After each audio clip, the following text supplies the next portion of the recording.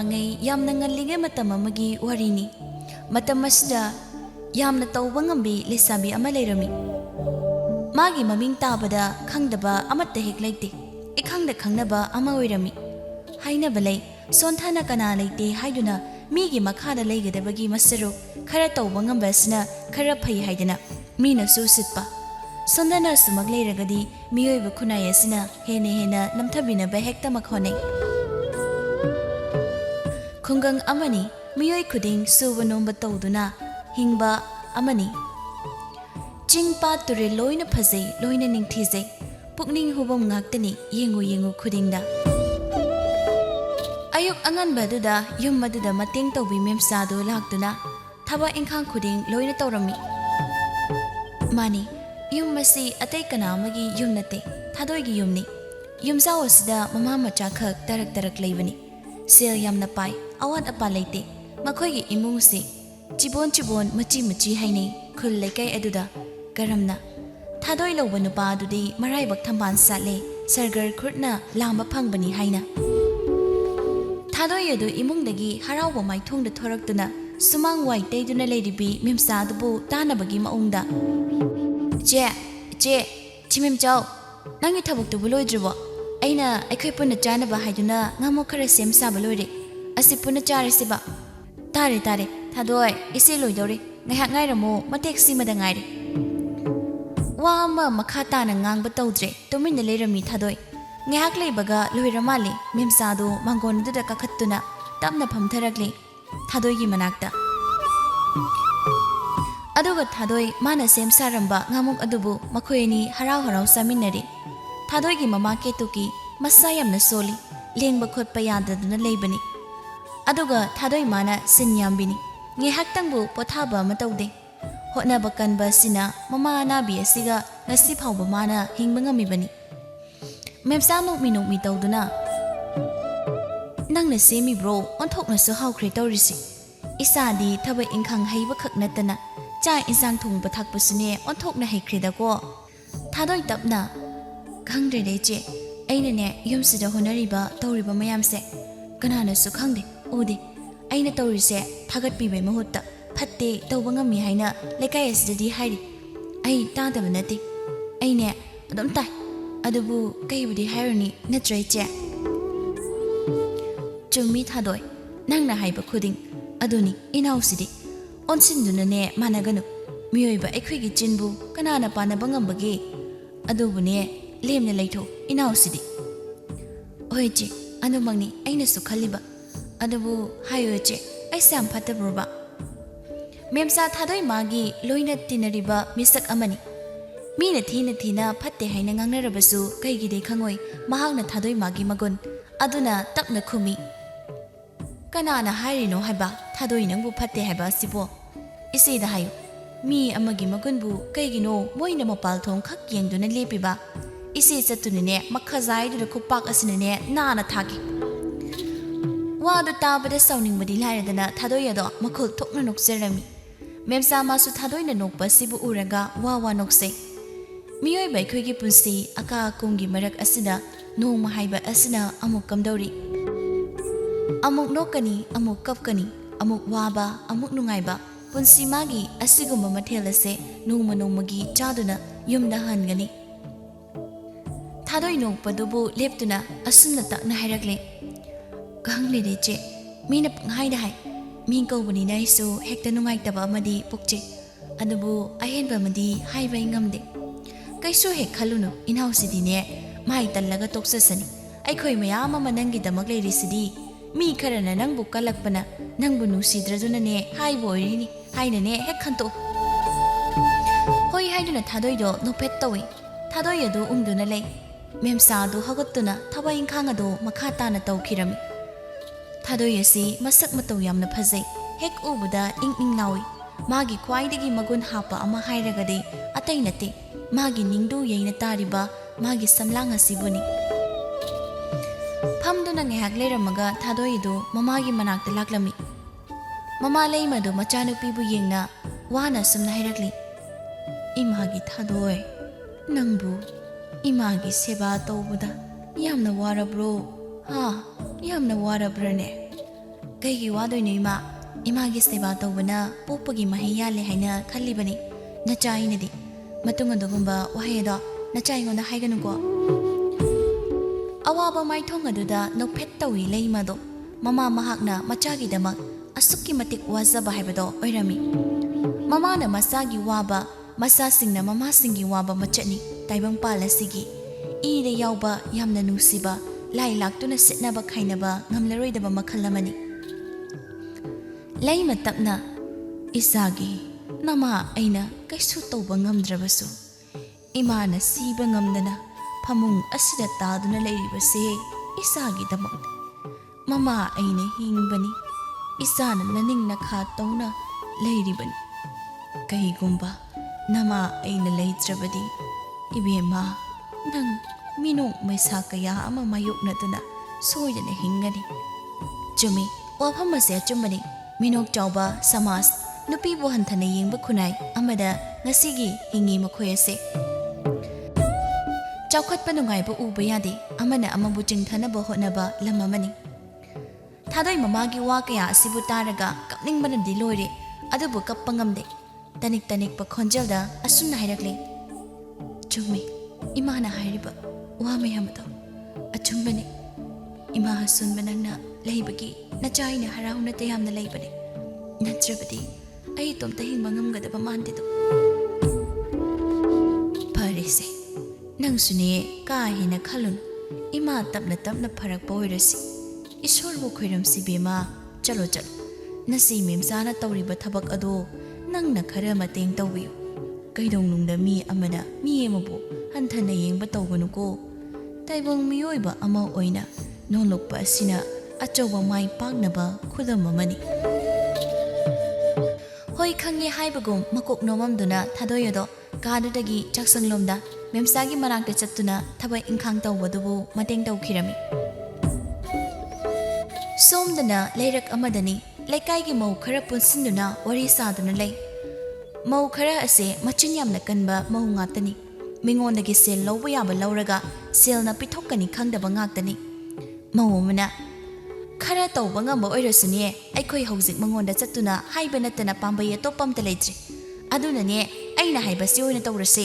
aikhoi puna thadoi mangonda ne chattuna selase lawnaba tawrasi ya babudi yai haiba bune aigi wangang sangang asiga magi ne wangang sangang duga kya sanati aduna ne ai wa kai sungang oiko noina dum phana boina tawko hoine adubudi tawgeba aikhoisu madugi leisabi angang tawngambido mai kya sanati aduna ne yamna tallabat adubu choppa nangadabagi masarukne hekta satlasi selbu kayam yamna lawduino aikhoidabu mana pirakadrane aikhoi ahum mari se leikaina kanana karino khangdana leiraba ngaktani aduna thajaba kharadi wadida as noi sidon thona wa yam peli chalaga yengasi kaino haibado tawba kharanga masu yamna phabani madugi thadoi haba ngangado asum tawna wa tanaba yaba tanarabagi matungda mau kharadu hongnaduna makhoi punna thadoi hogi yumda laglami aduga thadoi kauthokduna mangonda punna phamduna leirami thadoi mayam adubu ubada nokningbana lori maramdi miyoi singase kanana karino haiba khangi adubu yumda lakpa ama oibana tathi cheiba yadi hauna lonsat khangdi haikini haina domina phamhanduna thamlibani mau khara asine itha thajadana lakliba sigi maram khangi hairak tawba wasu ubangami adubu khangdaba saduna hai inama hoi miyamna lakliba sibu kai matangi oiduno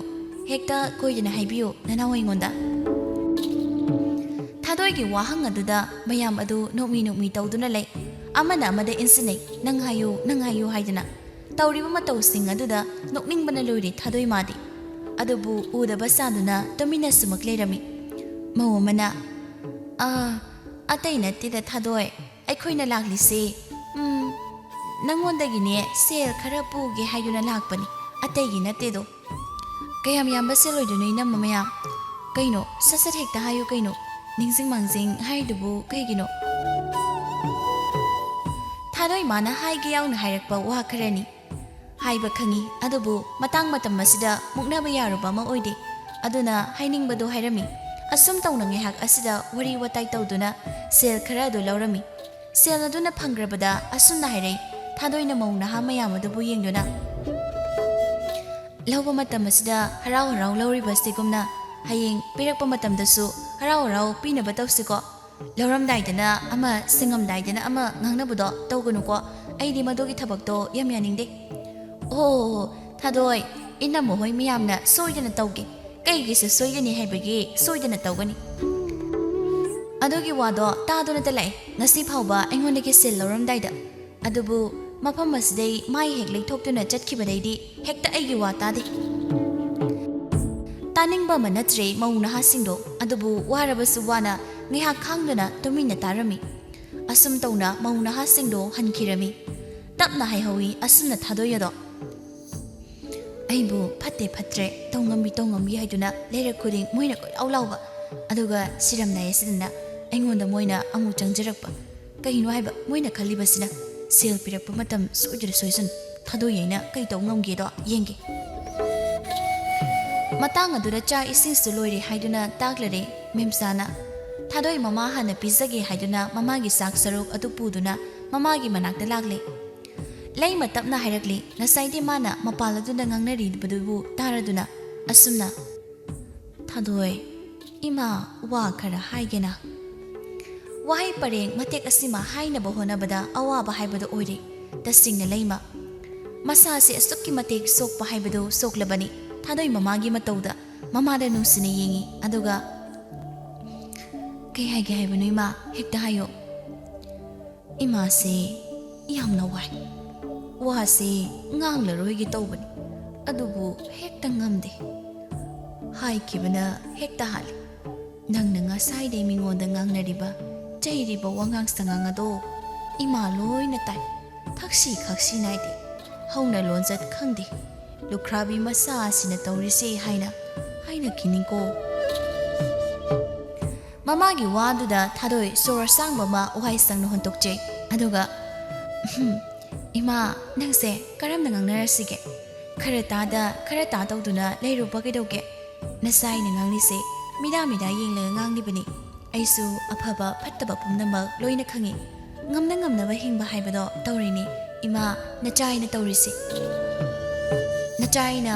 wangang tiba mi moyadi kanana se khoida langningoi masida natana sonthana sumag leitrabadi ekhoi mai chabu soidana hena namthana bahona rakani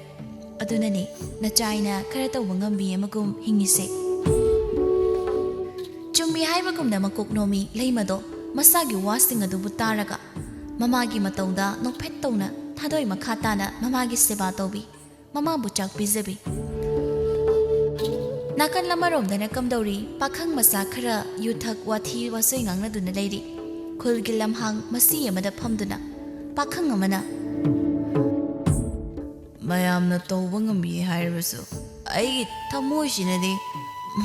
mahabu yam pamsare aduna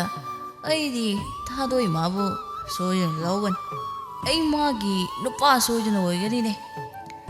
oigadamni ta kaigi tawgi ore anabu oidaba yade haina sonduna sumak leibasina kaisu kana roine masada yongnaba hayo lerang laika phanna satpo oibanina ne khoimudi marang kaina lerang lahi thaknaba laknaramgani ngarang ngangnaramgani napada khoimu kaya painingbu paisan ai mado nasungde idaw ai pumnamak thengraduna ai thadoibo soidana lawgani asi haina mathawna leiba magom wakhalladuda sagatchariba mami adugidamak penanoi adabu makhoi khara ase atai nate laikai kholasida thabak suningdaba yurem thakpa mina nungsidaba miyoi ngaktani numidang wairam numida chingya thangnakpa tamya kori oirakpa duwaida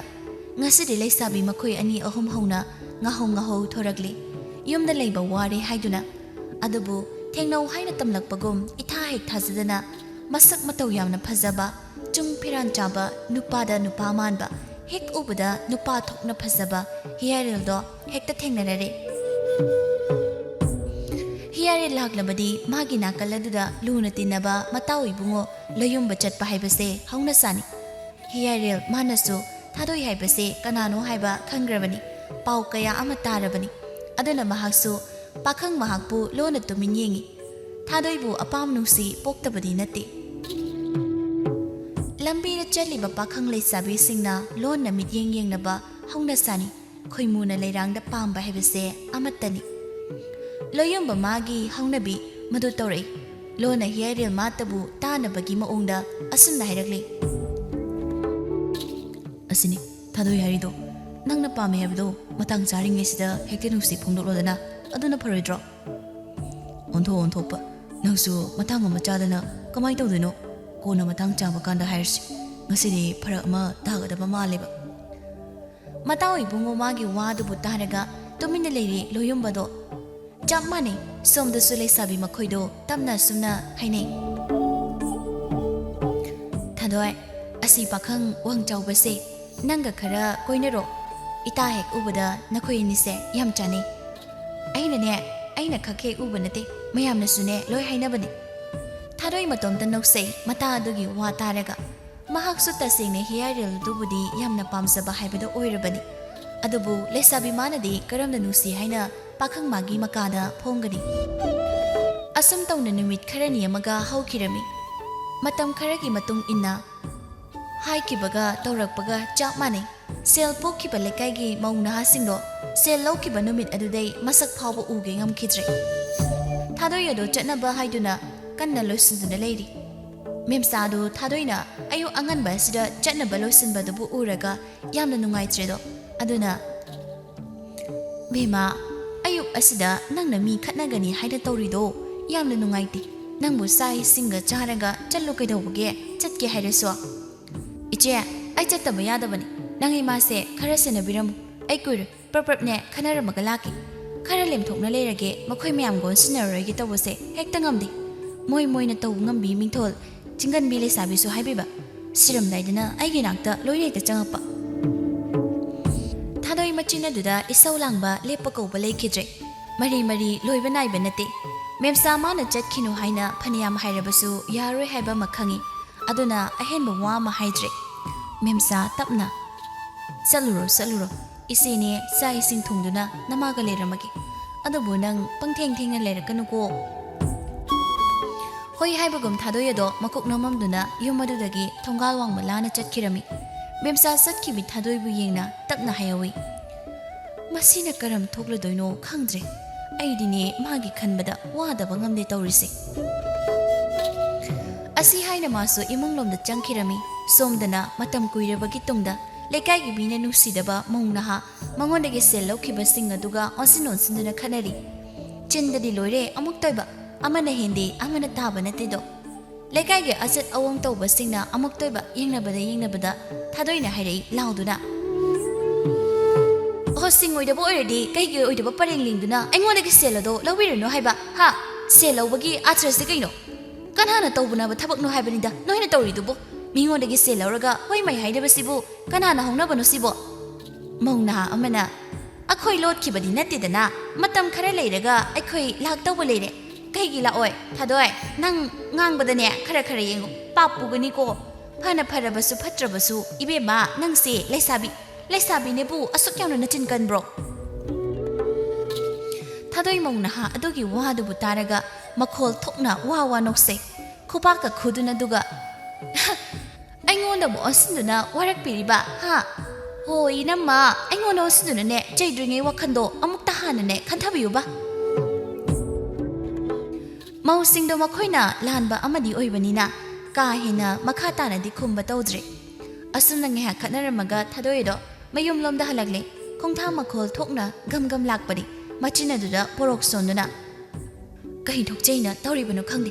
ꯑꯩꯁꯦ ꯃꯣꯏꯅ ꯇꯧꯕꯁꯤꯅ ꯇꯧ ꯉꯝꯕꯤ ꯑꯣꯏꯍꯜꯂꯕꯅꯤ ꯁꯨꯃꯥꯏꯅ ꯁꯨꯝ ꯇꯧꯗꯨꯅ ꯂꯩꯔꯗꯤ ꯑꯩ ꯁꯣꯏꯗꯅ ꯌꯨꯝ ꯀꯩ ꯄꯥꯟꯕꯒꯅꯦ ꯑꯝꯇ ꯈꯪꯉꯔꯣꯏ ꯇꯧꯔꯤꯁꯦ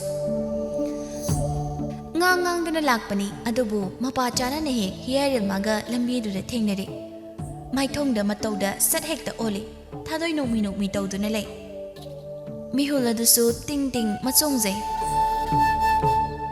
ꯌꯥꯝꯅ ꯇꯥꯡꯅ ꯐꯪꯕ ꯇꯟꯖꯥ ꯑꯃ ꯑꯣꯏꯕꯅꯤꯅ ꯍꯤꯌꯥꯏꯔꯦꯜ ꯃꯍꯥꯛꯅꯁꯨ ꯇꯟꯖꯥꯁꯦ ꯃꯥꯡꯍꯟꯕ ꯄꯥꯝꯗ꯭ꯔꯦ ꯑꯗꯨꯅ ꯏꯀꯥꯏꯒꯤ ꯊꯥꯗꯣꯛꯇꯨꯅ ꯊꯥꯗꯣꯏ ꯃꯍꯥꯛꯄꯨ ꯀꯧꯔꯝꯃꯤ Thadoi, Thadoi, amuk tangai biko.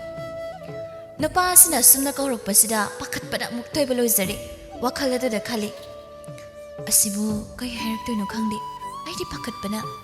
nusi kaina hairakladi aidi maphamsida sumak wanthaba tabanine. Hiyairil Thadoi gi manakta lakna leptuna hairare. Kaino aina kauba khumdribade kaidaroge nangbu kadaida chaluribano ayuksida. Thadoi ithak thakachai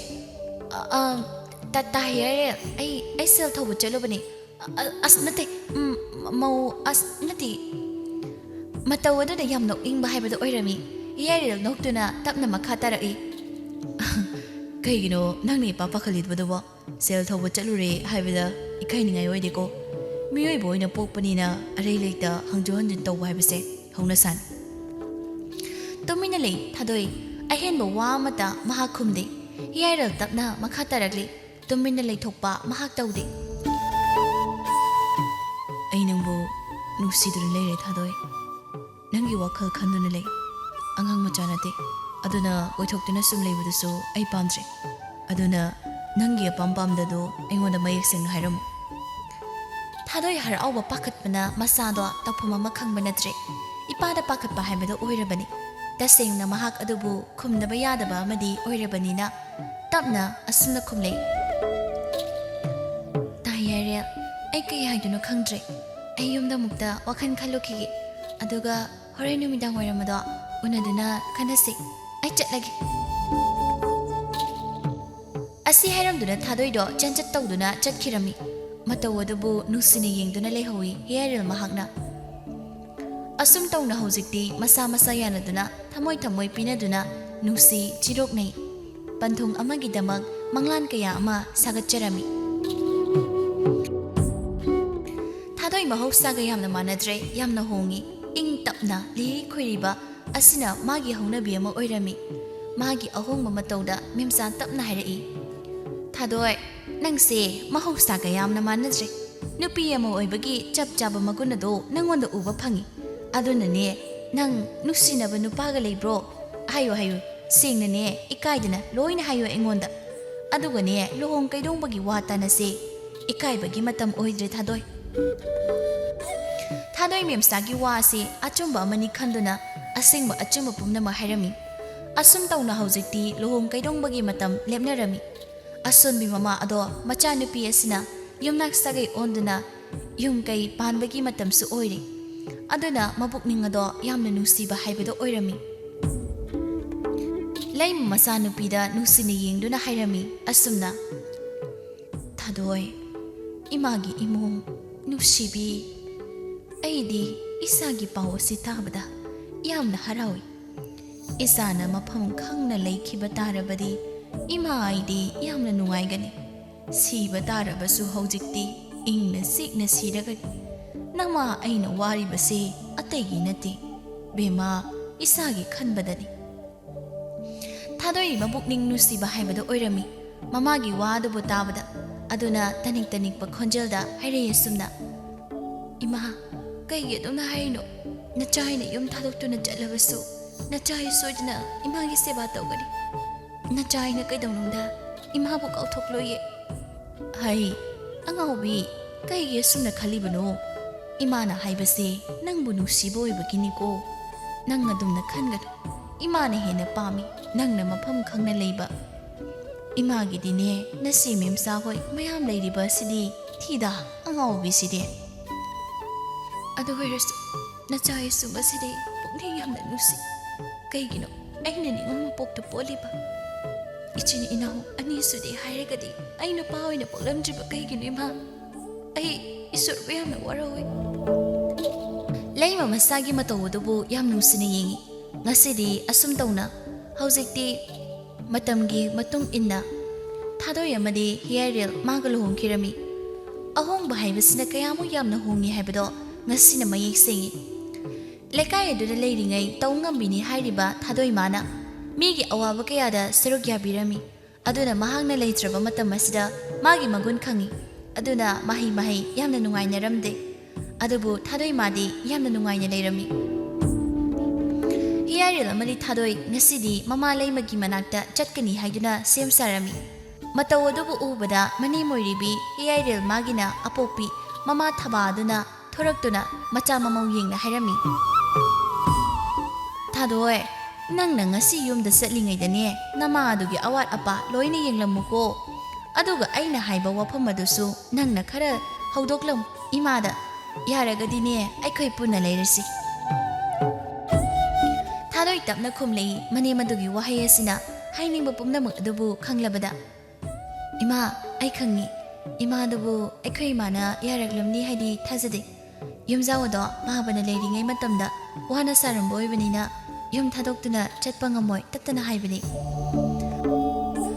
ꯑꯃꯕꯨ ꯑꯣꯏꯔꯦ ꯅꯈꯣꯏ ꯑꯅꯤ ꯆꯪꯗꯨꯅꯅꯦ ꯁꯦꯡꯅ ꯍꯥꯏꯌꯨ, ꯌꯥꯅꯕ ꯇꯧ꯫ ꯑꯁꯣꯟꯕꯤ ꯑꯗꯨꯅꯅꯦ ꯌꯨꯝꯖꯥꯎ ꯑꯗꯨꯗ ꯇꯔꯛ ꯂꯩꯕꯗꯣ ꯏꯃꯥ ꯄꯥꯝꯗꯦꯀꯣ, ꯏꯃꯥꯗꯤ ꯄꯥꯝꯗꯦ ꯍꯥꯏꯔꯤꯁꯤꯅꯤ꯫ ꯍꯤꯌꯥꯔꯦꯜ ꯃꯃꯥꯒꯤ ꯋꯥꯗ ꯅꯣꯛꯃꯤ ꯇꯧꯗꯨꯅ ꯍꯣꯔꯦꯟ ꯆꯠꯅꯤꯡꯗꯦ ꯂꯩꯅꯤꯡꯕ ꯑꯣꯏꯗꯦ ꯍꯥꯏꯔꯛꯂꯁꯨ ꯊꯥꯡꯗꯨꯅ ꯄꯨꯔꯛꯎ ꯍꯥꯏꯕꯒꯨꯝꯅꯤꯅꯦ ꯇꯧꯔꯤꯁꯦ꯫ ꯏꯃꯥ, ꯑꯩꯈꯣꯏ ꯆꯠꯂꯨꯒꯦ, ꯌꯥꯔꯗꯤ ꯍꯦꯛꯇ ꯊꯥꯡꯗꯨꯅ ꯄꯨꯔꯛꯑꯒꯦ꯫ ꯃꯈꯣꯏ ꯑꯍꯨꯝꯗꯨ ꯋꯥꯃꯨꯛ ꯅꯣꯛꯃꯤꯟꯅꯩ꯫ ꯑꯁꯨꯝ ꯇꯧꯅ ꯊꯥꯗꯣꯏ ꯉꯁꯤꯗꯤ ꯃꯄꯥꯝꯗ ꯂꯥꯛꯂꯝꯃꯤ꯫ ꯌꯨꯝ ꯑꯗꯨꯗ ꯂꯥꯛꯂꯕꯁꯨ ꯅꯣꯡ ꯐꯥꯗꯣꯛ ꯇꯨꯃꯤꯟꯅ ꯂꯩꯊꯣꯛꯄ ꯇꯧꯗꯦ꯫ ꯃꯃꯥꯒꯤ ꯁꯦꯕꯥ ꯇꯧꯕ ꯌꯥꯕ ꯊꯕꯛ ꯈꯨꯗꯤꯡ ꯄ꯭ꯔꯞ ꯇꯧꯏ ꯃꯍꯥꯛꯅ꯫ ꯂꯩꯃ ꯃꯆꯥꯒꯤ ꯃꯇꯧ ꯑꯗꯨꯗ ꯅꯣꯛꯃꯤ ꯍꯥꯏꯔꯛꯂꯤ꯫ ꯏꯆꯥ ꯑꯁꯤ ꯅꯣꯡ ꯐꯥꯗꯣꯛ ꯂꯥꯛꯆꯕ ꯑꯣꯏꯔꯕꯁꯨ ꯃꯃꯥ ꯑꯩꯅ ꯉꯝꯗ꯭ꯔꯗꯅ ꯂꯩꯕ ꯑꯣꯏꯕꯅꯤꯅꯅꯦ, ꯌꯦꯡꯉꯨ ꯉꯥꯏꯍꯥꯛꯇꯪꯕꯨ ꯂꯩꯇꯥꯅ ꯐꯝꯕ ꯉꯝꯗ꯭ꯔꯦ, ꯑꯣꯟꯊꯣꯛꯅ ꯅꯩꯔꯥꯏꯕꯛ ꯊꯤꯗ꯫ ꯂꯩꯃꯒꯤ ꯋꯥ ꯑꯗꯨꯕꯨ ꯇꯥꯔꯗꯨꯅ ꯅꯣꯛꯇꯨꯅ ꯈꯨꯝꯃꯤ ꯍꯤꯌꯥꯔꯦꯜ ꯃꯍꯥꯛꯅ ꯃꯕꯨꯛꯅꯤꯡ ꯑꯗꯨ ꯈꯔ ꯆꯥꯎꯊꯣꯛꯅꯕ ꯍꯥꯏꯅ꯫ ꯈꯔ ꯇꯧꯖꯁꯅꯨ ꯏꯃꯥ, ꯑꯩꯅ ꯌꯨꯝꯗ ꯀꯦꯅ ꯊꯕꯛ ꯃꯅꯥ ꯑꯝꯇ ꯇꯧꯗꯅ ꯊꯝꯕꯒꯤ ꯅꯥꯎ ꯌꯥꯝ ꯆꯥꯎꯔꯕꯅꯤ ꯃꯍꯥꯛ ꯑꯁꯦ꯫ ꯏꯃꯥ, ꯑꯗꯨꯅ ꯀꯩꯝ ꯍꯥꯏꯔꯨꯅꯨ, ꯂꯣꯏ ꯇꯧꯍꯜꯂꯨ꯫ ꯑꯗꯣ ꯏꯃꯥ, ꯑꯩꯈꯣꯏꯒ ꯄꯨꯟꯅ ꯂꯩꯔꯁꯤ꯫ ꯌꯨꯝꯗꯒꯤ ꯏꯃꯥꯅꯁꯨ ꯌꯥꯝ ꯀꯟꯅ ꯍꯥꯏꯔꯛꯏ꯫ ꯅꯨꯡꯁꯤꯗ ꯏꯌꯥꯒꯤ ꯋꯥ ꯇꯥꯕꯗ, ꯑꯗꯨꯕꯨ ꯏꯕꯨꯡꯉꯣ, ꯏꯃꯥ ꯉꯝꯂꯣꯏ꯫ ꯁꯣꯜꯂꯕ ꯑꯩꯅ ꯀꯔꯝꯕ ꯃꯇꯝꯗ ꯂꯣꯏꯒꯅꯤ ꯍꯥꯏꯕ ꯈꯪꯕ ꯅꯠꯇꯦ꯫ ꯏꯃꯥꯗꯤꯅꯦ, ꯑꯗꯨꯅ ꯅꯄꯥꯅ ꯊꯝꯃꯝꯕ ꯌꯨꯝꯁꯦ ꯊꯥꯗꯣꯛꯇꯨꯅ ꯆꯠꯄ ꯏꯃꯥꯗꯤ ꯄꯥꯝꯗ꯭ꯔꯦ꯫ ꯕꯨꯡꯉꯣ, ꯑꯗꯨꯅ ꯅꯣꯏꯅ ꯑꯁꯨꯝꯅ ꯈꯔ ꯌꯦꯡꯗꯨꯅ ꯂꯥꯛꯑꯣ꯫ ꯃꯁꯤꯅꯅꯦ ꯑꯩꯒꯤ ꯑꯄꯦꯟꯕ ꯑꯣꯏꯔꯒꯦꯗꯣ ꯏꯕꯨꯡꯉꯣ꯫